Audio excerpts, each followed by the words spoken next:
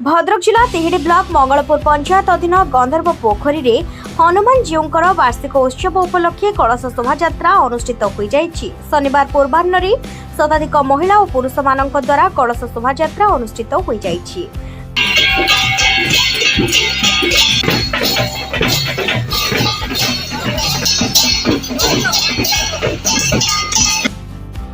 ग्राम देवती जाडी बुढ़ी ठाकुराणी ठारू आरंभ होइतिबा एही कलश शोभायात्रा गंधर्व पोखरी आरुहा सिंधोल मौलिक साही और रथ साही परिक्रमा करिबा परे आरुहा स्थित लक्ष्मीनारायण पोखरी रे कलश बुड़ा जाइतिला। दिन तमाम गुरु पूजा गो पूजा सूर्य पूजा परे यज्ञ कार्यारंभ होइछि। संध्यारे भोजन समारोह कार्यक्रम रहिछि। एही कार्यक्रम रे ग्रामवासी महावीर ठारे भक्तिपूत श्रद्धांजलि प्रदान करने सहित दुआरी कलश बसाई आध्यात्मिक परिसर सृष्टि करिसेंति। शताधिक श्रद्धालुंकर समागम और प्रसाद सेवन एही पीठर शोभावर्धन करि पारिछि।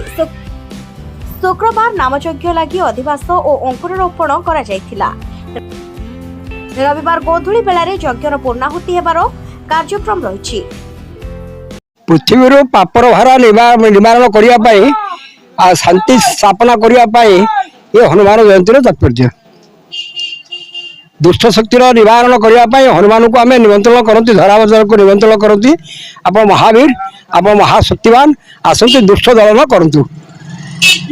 गंधर्व पोखरी गाँ आबाल वृद्ध वनिता ये हनुमान जयंती को आनंद उल्लास पालन कर 108 कलश शोभा विभिन्न वाद्य नहीं कलश बढ़ी आने आवाल बनता अरुआन डालमा ये सब खटा सब खाइबे खाई खुशी ही जीवे आ पणा पणा बाटी मान पणा दान करा जाउची।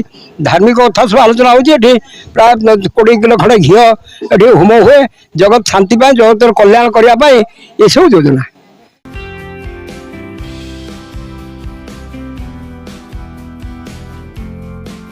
संजय दास का रिपोर्ट उत्कल न्यूज।